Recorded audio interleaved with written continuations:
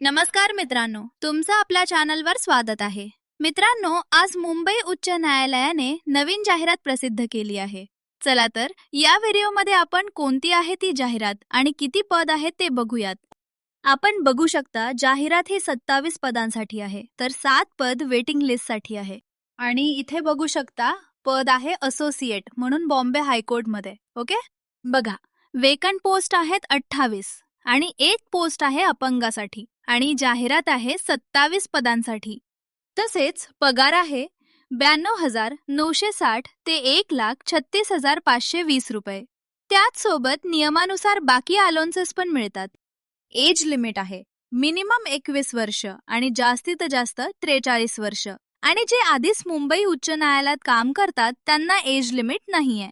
आणि रिटन टेस्टचा अभ्यासक्रम बघूयात. 2च सब्जेक्ट आहेत. पहिला जनरल इंग्लिश, त्याला आहेत 30 मार्क्स आणि दुसरा आहे लीगल नॉलेज, त्याला 50 मार्क्स आहेत.